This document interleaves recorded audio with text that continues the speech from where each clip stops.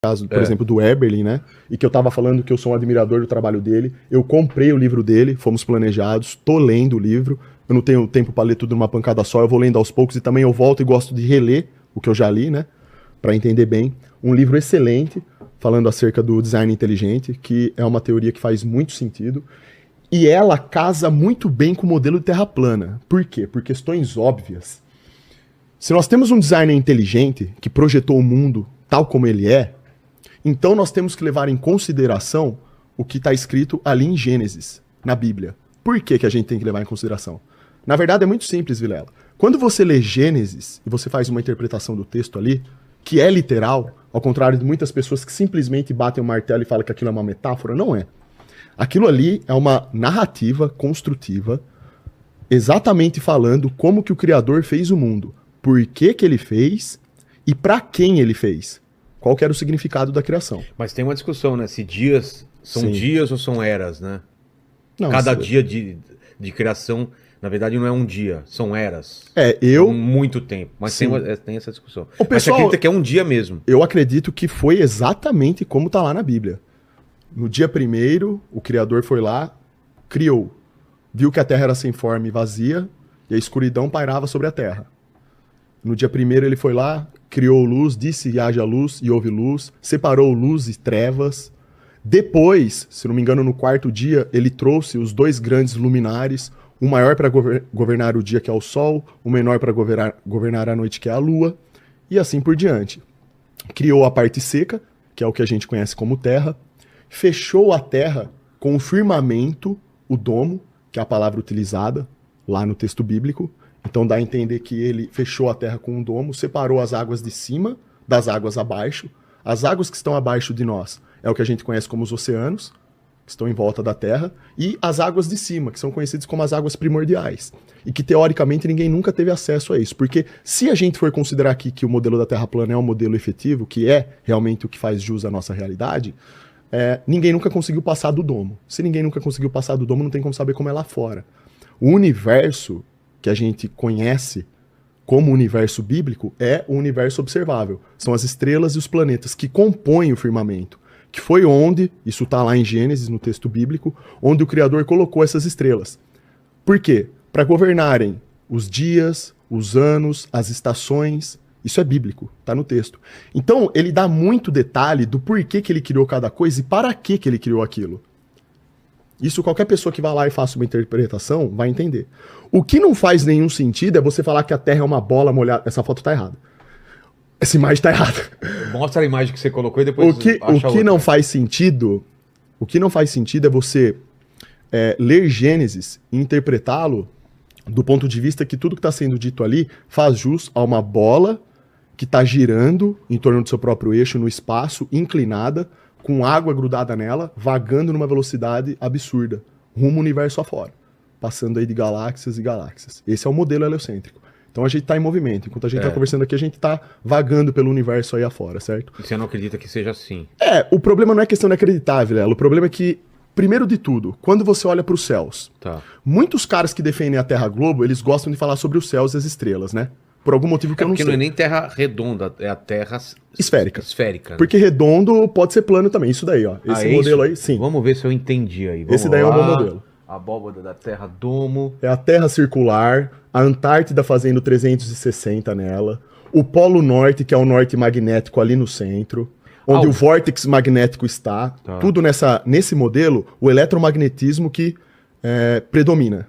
Ele vem à frente de tudo. Nós temos, dentro de todas as leis, das leis da natureza que governam o mundo, nós temos o eletromagnetismo, nós temos força nuclear forte, força fraca.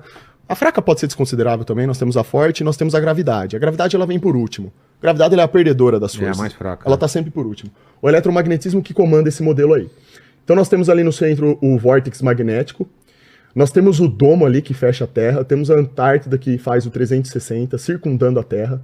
Então nada consegue sair ou entrar na Terra, dentro desse modelo. Acima da abóbada, nós temos ali o que seria o mar primordial. É o quê? É uma coisa domo. Física? Sim, seria algo intransponível. Dentro do texto bíblico é isso. É algo sólido. Vem da palavra ráquia, que no hebraico é uma estrutura sólida, firme. Tem asteroide, essas coisas. Não, nada. O que acontece nos céus, dentro do modelo da Terra plana, são eventos celestes, por conta do eletromagnetismo. Eu não sei se você já viu, por exemplo, sprites. Sim. Esse tipo de fenômeno. O nosso céu, ele é elétrico. Então... A aurora boreal. Exato. Ele produz, por conta desse eletromagnetismo, e a Terra ser elétrica e magnética, ele produz esses efeitos nos céus, que a gente consegue ver de quando em quando. Quando o assunto é meteoro, e vira e mexe eles falam que caiu algum meteoro aí na Terra, tudo isso é muito questionável. Até um que extinguiu os dinossauros, que é a teoria, né, que todo mundo, né, costuma pensar e levar mais em consideração, né? Mas aí dentro dessa linha de pensamento, esse meteoro não teria sido o motivo pelo qual os dinossauros foram extintos. Aí esse já é um assunto que precisaria desenvolver um estudo mais aprofundado para entender o que poderia ter acontecido. Mas dentro do modelo da Terra plana, como nada entra e sai da Terra, a questão do meteoro não entra em linha de conta ali. Não seria entrada em linha de conta.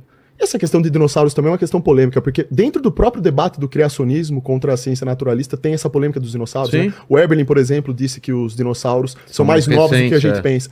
E não é que ele disse, as evidências que ele apresenta, que ele disse que foram coletadas, né, ter sido mole, encontrado em... isso daí o Pirula explicou aqui quando veio, né? Por que é isso?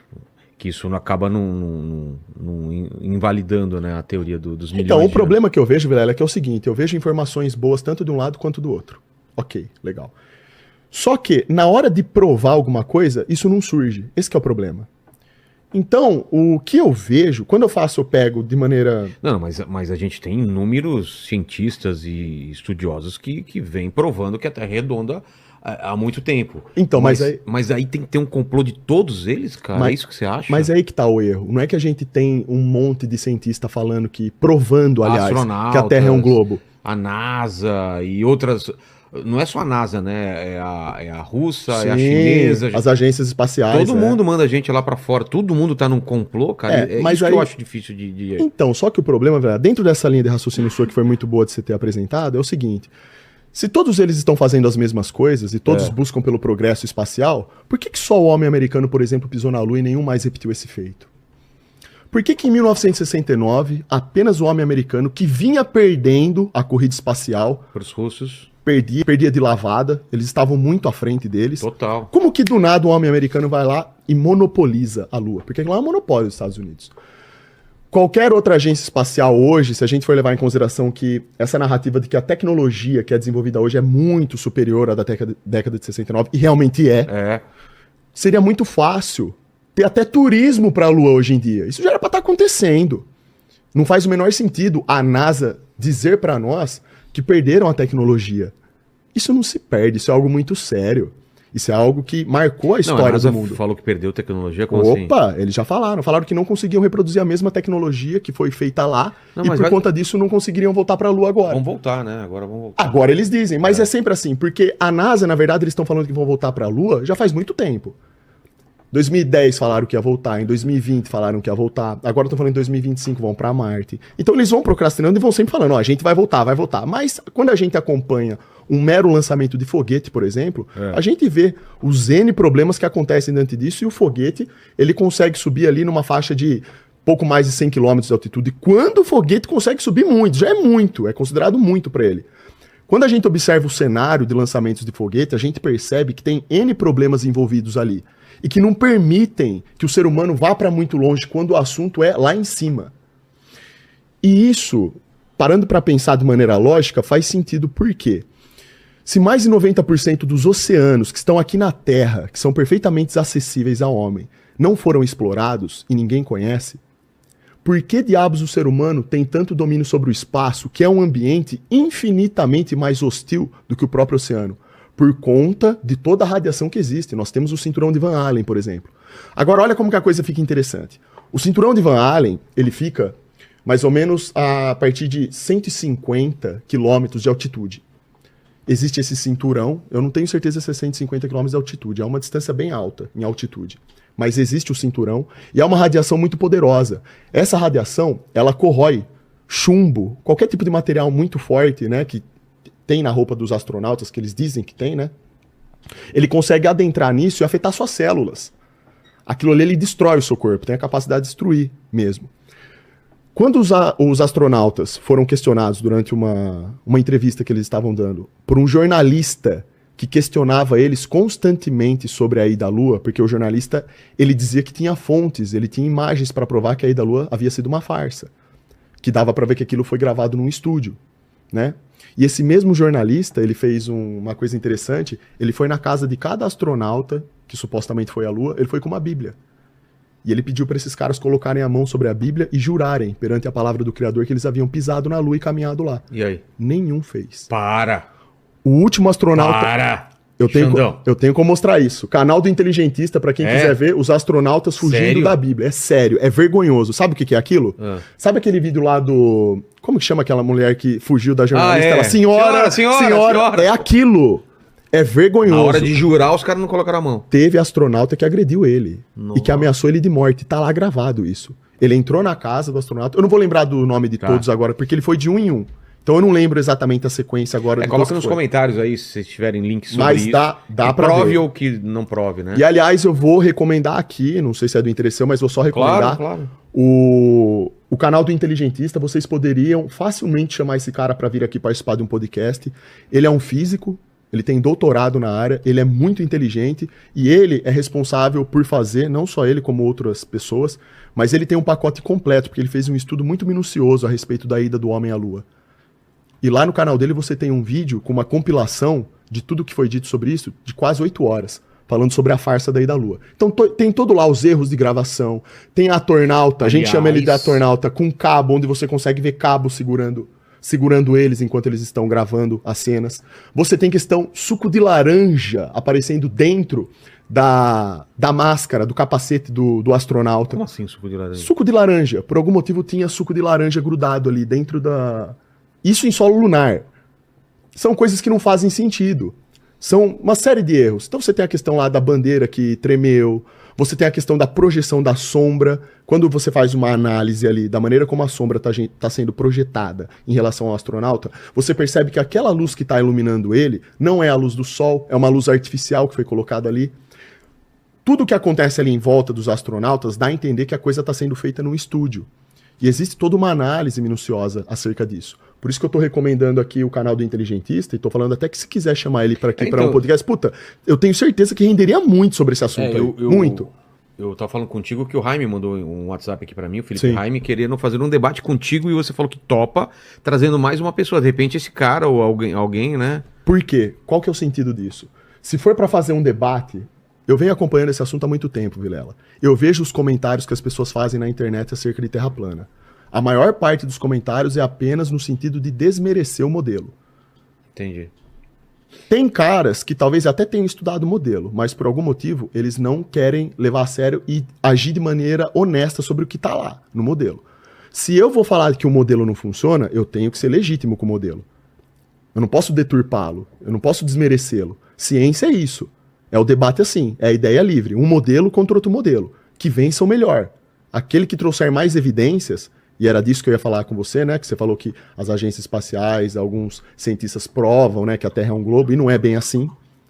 Então, o modelo que traz as melhores evidências vence o debate. Para poder fazer um debate top sobre esse assunto, como ele envolve diversas questões, se a gente fizesse um debate no 1v1, uma pessoa contra uma outra pessoa, vai faltar muita informação. Acho que 2 contra 2 eu acho que é o ideal, né? Você é um especialista, sem dúvida, o Jaime mais um outro especialista de outra área, né? Porque aí uma ideia complementa a outra, o debate engrandece. Porque daí a gente vai ter pessoas que estão interessadas em falar sobre o modelo mesmo. Em tentar trazer evidências, né, mostrar o que faz sentido e o que não faz. Aí o debate é legal, porque o que eu vejo na maioria das vezes é que, primeiro, ninguém nunca fez um debate com um terraplanista de verdade contra um terraglobista. Isso eu nunca vi na internet até hoje. Me falaram é porque os terraplanistas não topam, né? Então, até agora eu não vi. Não sei se é verdade, se eles não topam. Eu não sei quem que eles chamaram também, porque de quando em quando aparecem pessoas aí que falam que estuda o modelo da Terra plana, mas é um cara que nem gente nunca viu, não sabe se ele realmente estuda, não dá pra saber. Exato. Certo? Mas então o que eu quero dizer é o seguinte, tem que ser feito de modo legítimo. Porque eu não quero, Vilela, eu não aguento mais ver mentira sobre tudo isso daí, cara. Os caras falam que a gente vive numa bola molhada giratória, só que eles não trazem evidências pra provar isso. Onde tá a curvatura, Vilela? Ah, tem aquele lance famoso do navio. Meus pais moram em Santos, a gente mora num apartamento bem alto. Você vê que o navio vai aparecendo o mastro Sim. primeiro e tudo mais. Qual que Opa, você explicaria tem uma isso? explicação bem simples para isso, ô Vilela. É a explicação natural da ciência. O que acontece, Vilela? Os nossos olhos, eles exercem um limite de visão, certo? Eu não sei se você provavelmente você já presenciou isso, mas talvez você não tenha se tocado na hora. Quando você está num carro e você está dirigindo numa estrada em linha reta, ela é reta, você Sim. sabe. Ela vai bem longe até o final. Tem um carro na sua frente, esse carro está mais rápido. À medida que ele vai se distanciando de você, ele vai ficando menor. Sim. Quando ele chega muito lá na frente, mesmo estando numa estrada reta, vai chegar num ponto onde ele vai ficar tão pequeno, você vai parar de enxergá-lo. E a base desse objeto, por conta de efeitos de refração atmosférica, que é o desvio da luz que ocorre em relação aos nossos olhos, quando estamos observando alguma coisa que está muito longe de nós, faz com que a base desse carro primeiro suma e depois o carro acaba sumindo por completo. Isso se chama refração em perspectiva. Então o que acontece? O cara tá numa estrada reta, você sabe, só que você vê a base dele sumindo primeiro. Às vezes quando a gente até olha para a estrada assim, a gente tá num dia que tá muito calor sendo produzido, a gente percebe que parece até que a estrada tá meio molhada e aquilo distorce a nossa... Fata Morgana chama isso. Isso, exatamente, que reproduz aquela imagem. A segunda imagem que Aquela sobe. distorção também que tem. Exato.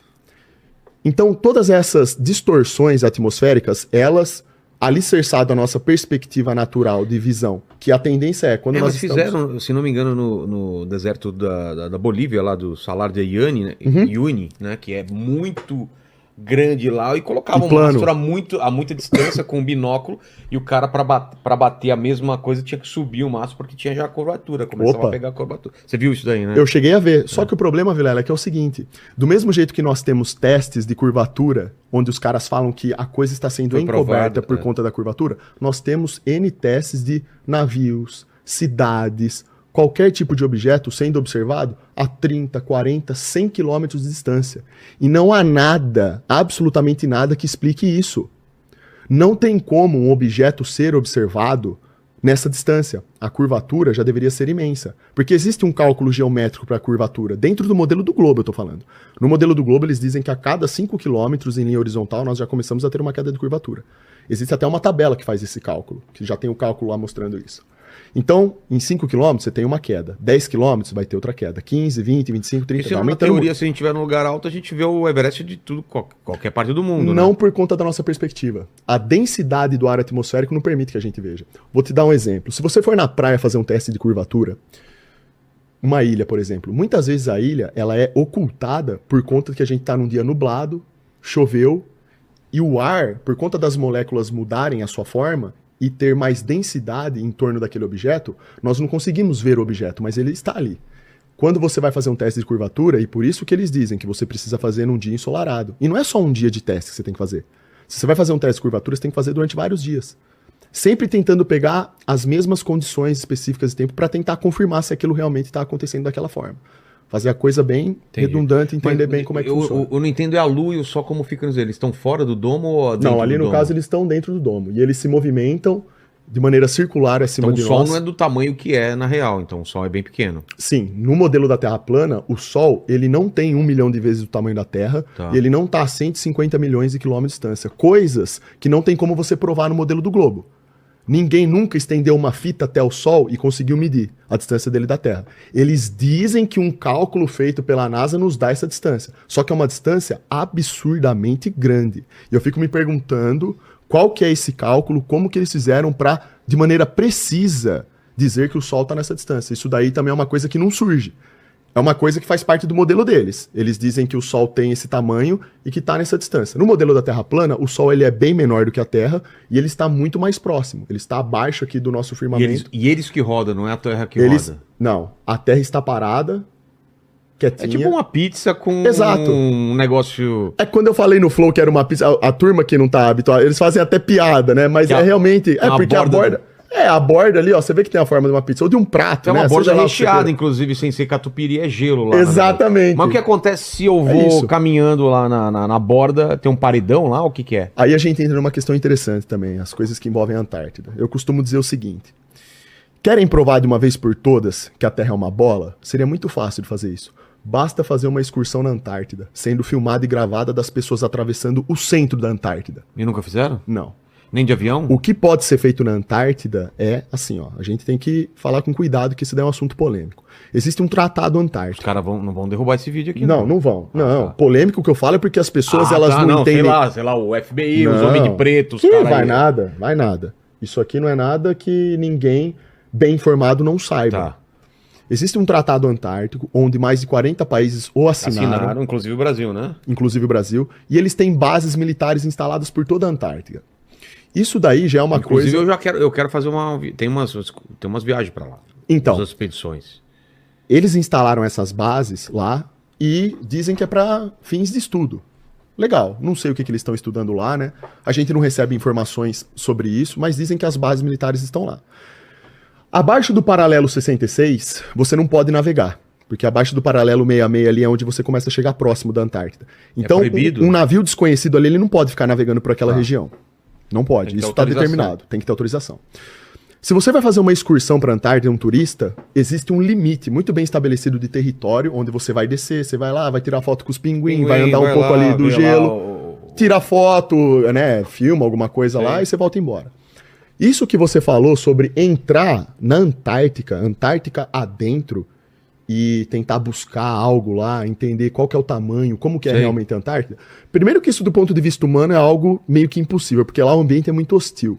Então, teoricamente, quanto mais além da Antártida você vai, por conta do gelo e do frio, das condições bem hostis que tem lá, um ser humano não suportaria. Através de tecnologia, talvez seja possível. Eu não posso afirmar isso porque eu não tenho base militar instalada lá, eu não produzo estudo lá, eu não sei exatamente como é a Antártida, né? A gente fala com base nos modelos que surgem, né? Então, para poder saber o que realmente acontece lá, nós teríamos que, de alguma maneira independente, uma pessoa que tem dinheiro, né, obviamente, para poder fazer isso, ela teria que vagar livremente pela Antártida e realmente trazer um estudo verdadeiro e sincero de como que funcionam as coisas lá. E essa questão do Tratado Antártico também é uma coisa que, assim, não tem tanto fundamento porque a gente não sabe quais são as reais questões que fazem com que mais de 40 países assinem um Tratado Antártico. Ou seja, a importância desse tratado é enorme. Não é natural você ter mais de 40 países que assinam um tratado de um território específico e só eles vão poder operar ali. Alguma coisa tem ali. Isso não é uma brincadeira. Não tem motivo para eu não poder navegar abaixo do paralelo 66 sem ter intervenção militar ali. De qualquer um desses governos, né? Porque cada um fica espalhado no território. Ali, dentro da Antártica, nós temos os territórios, os nomes dos territórios onde cada base está, eles têm nomes e tudo, né? Então tá tudo ali controlado. Então é o que eu falo. Eles estão realizando testes de alguma coisa lá? Não sei. Eles estão fazendo estudos de natureza meramente científica lá? Não sei.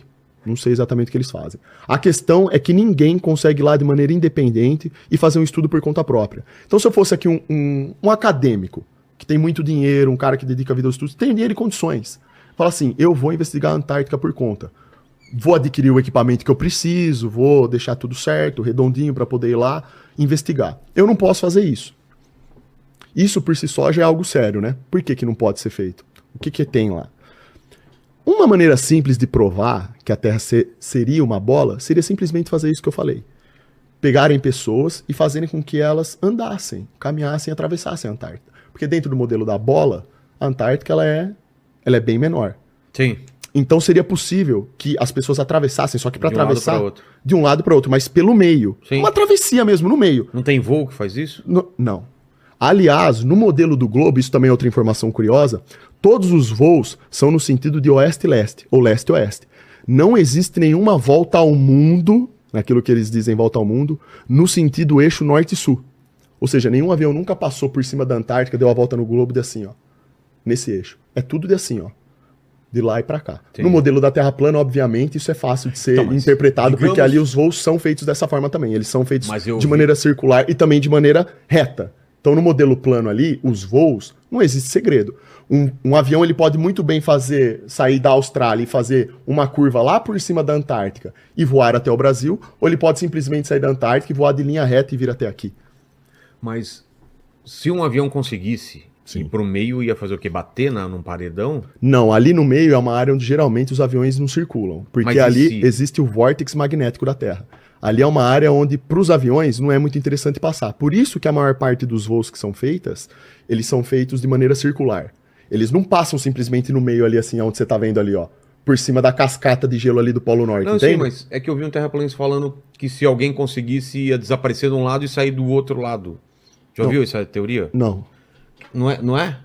Teoria do Pac-Man que os caras Essa eu não falam. manjo. Mas Não. isso na bola, você tá falando? Não, Na na Terra plana? Terra plana. Ah. Se você conseguisse chegar até a parede de Certo, gelo, certo. na verdade você não Ah, atravessaria você ia... ela. Não, isso daí é coisa... Sairia- não, sairia isso não aqui e faz apareceria parte. do outro lado. Não, isso daí é informação que não tem nada a ver com o Ah, não tem modelo. nada a ver? Não, porque teoricamente, se a gente conseguisse caminhar... Vamos imaginar que a gente tá na É. Antártida. Vamos imaginar que a gente tá livre na Antártida. Exatamente. Ó, a gente tem equipamento pra andar aqui. Vamos supor que a gente não vai morrer É, por causa do frio. A gente vai só andar reto nisso exato. aqui. Teoricamente, dentro do modelo da Terra plana, se você conseguisse caminhar até o final, você chegaria lá no domo, No paredão. no paredão. E Da aí? mesma forma que se você E é pegasse... intransponível. Intransponível. Então, você chegaria no limite. Lá, pra você ter ideia, é onde o sol, nem o sol vai até lá, né? Porque lá é tudo escuro, seria tudo, teoricamente assim, na nossa visão, seria tudo preto lá, né? Gelo, Sei. tudo preto, onde a luz do sol não chega. Então não tem vida lá. Lá seria o limite de tudo mesmo. É uma área que, assim, não foi feita para o ser humano chegar, de fato. Assim como o fundo do oceano também é uma área que não foi feita para o ser humano chegar. A pressão acaba com ele. Assim como os céus, isso também faz sentido, não foi feito para o ser humano exercer nenhum tipo de domínio sobre ele. Porque os céus, dentro do modelo da Terra plana, e eu quero deixar bem claro aqui, o modelo da Terra plana ele está diretamente ligado à Bíblia. Então, quando eu falo modelo terra plana, eu não estou falando de um modelo isolado criado por homens, eu estou falando do modelo cosmológico bíblico. Se você pesquisar no Google, modelo cosmológico antigos hebreus, é bom pesquisar depois e colocar a imagem ali, que essa imagem é boa para entender. É exatamente o modelo que é narrado em Gênesis, ô Vilela. Então, acima do domo, o que haveria é o Criador. Os céus pertencem ao Criador. E a terra foi feita para ser dominada pelos humanos. Isso daí é a proposta do Criador na Bíblia. Então ele foi lá, criou toda a vegetação, os animais, e criou o homem, que foi a cereja do bolo da criação, para poder exercer domínio sobre as coisas da terra. Aí, claro, depois disso vem toda aquela história que o ser humano se corrompeu, e daí o mal se instalou na humanidade, só que daí é outro assunto. Mas falando propriamente do modelo cosmológico bíblico, ele faz alusão direta a esse modelo aí que a gente está falando. E não tem nenhum tipo de relação entre o que é descrito em Gênesis até uma bola molhada giratória. Lá não tem nada que te dá respaldo. Não existe nenhum tipo de respaldo bíblico que diga que a Terra é uma esfera, que está girando no espaço, que é inclinada, que gira a 1.666 por hora em torno do próprio eixo, que faz um movimento de translação em torno do Sol de mais de 100 mil por hora e um movimento galáctico a mais de 1 milhão por hora. Isso daí não existe na Bíblia. Esse daí é um modelo cosmológico por parte de todos os povos antigos, todos eles que seguiam a Bíblia, todas as grandes religiões, tinham como modelo de terra esse aí, ó. Que é exatamente aquele modelo que a gente viu anterior, só que esse daí está sendo mostrado e desenhado de uma forma diferente. Nós temos ali a Terra no centro, nós temos Sol do lado esquerdo, Lua do lado direito, nós temos as estrelas compondo os firmamentos, nós temos a água acima do firmamento, mais acima nós temos o trono do Criador. Como eu disse, os céus pertencem a ele. Isso eu tô falando tudo do ponto de vista bíblico, tá? Narrativa bíblica. Abaixo da terra ali nós temos o Sheol, que o que a gente fala hoje como se fosse um inferno. Sim. Ah. E mais para baixo ali nós temos os alicerces. Isso daí é o modelo de terra que eles Cadê? utilizavam. Alicerce onde você tá falando? Ali debaixo do Sheol seria, porque dentro do tá. modelo eles dizem que a terra ela está sendo sustentada por alicerces. Então é como se a terra ela tivesse dentro de um grande oceano de água primordial e abaixo existissem vigas que segurassem a terra. Isso dentro da narrativa bíblica, que é o que diz. Então, todos os povos antigos eles utilizavam esse modelo para poder entender o mundo, e todos os povos antigos conseguiam prever com clareza e precisão os eclipses, as catástrofes que poderiam acontecer em relação à natureza, tudo observando os céus. Por quê? Por que observando os céus eles conseguiam ter essas informações? Porque como está descrito em Gênesis, o Criador ele fez sol, lua, estrelas, para governarem, o sol para governar o dia, a lua para governar a noite, e as estrelas para compor o firmamento, transmitindo esse show bonito que a gente vê de estrelas, que é uma coisa linda, você olhar para o céu, ver aquele céu estrelado.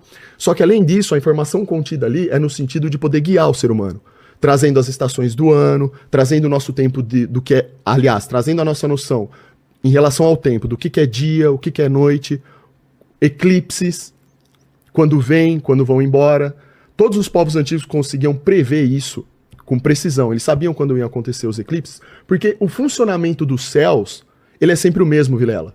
Desde que o mundo é mundo, isso daí é um fato inegável.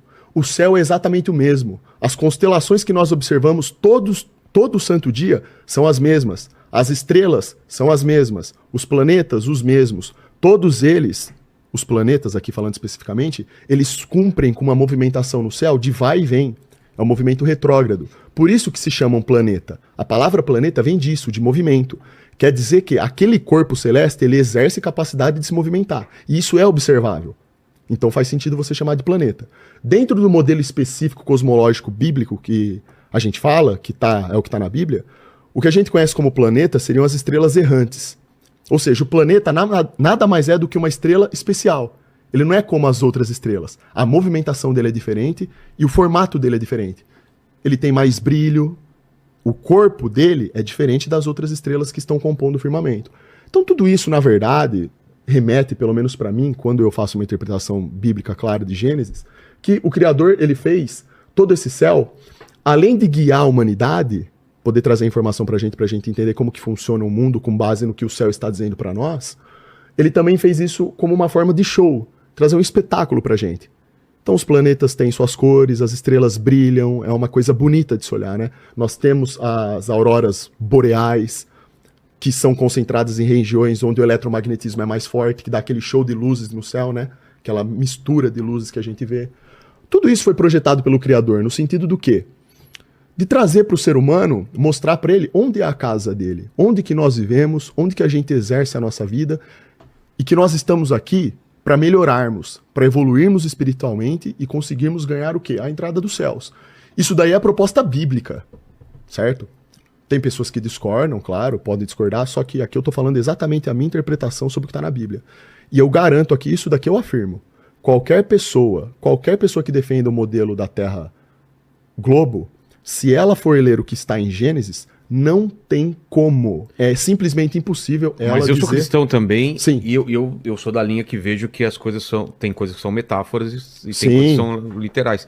Mas eu queria entender o lance assim. Então Marte, Vênus, Saturno são redondos, são esféricos e... São esféricos. Assim, Porque todos os planetas são esféricos e a Terra não seria. A Terra seria, então, não seria plana, seria plena. não. Isso, boa. só Não é ela. um jeito de falar. A Terra é plena por quê? Porque a Terra, na verdade, ela é um reino. A Terra foi estabelecida como um reino feito para os homens.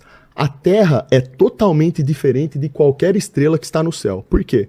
Dentro da sua própria linha de raciocínio, eu vou fazer outra pergunta que vai fazer você questionar isso. Quando as pessoas falam assim, por que todos os outros planetas são esféricos e a Terra não seria? Qual que é o sentido disso? Bom, eu volto à pergunta. Qual que é o sentido de haver vida apenas aqui na Terra e nenhuma em outros planetas? A gente não sabe.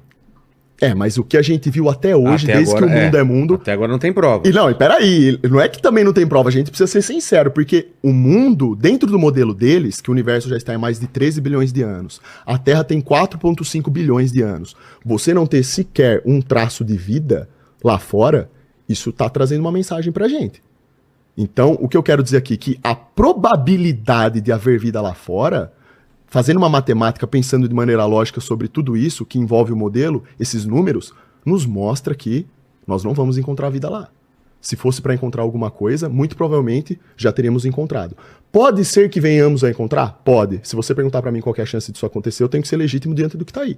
Se a gente está no mundo há tanto tempo como eles dizem, não teria como não ter encontrado nada lá. Eu não creio nisso.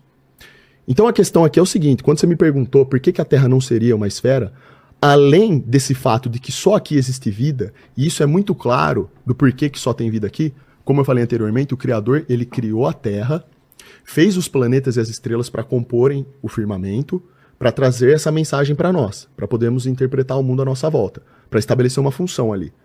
A grande luminar maior que é o Sol para iluminar o dia, um pouco menor a Lua, que é a noite, e as estrelas, para poder nos trazer todas essas informações, dias, anos, estações. Então, as estrelas estão no céu não por mera estética.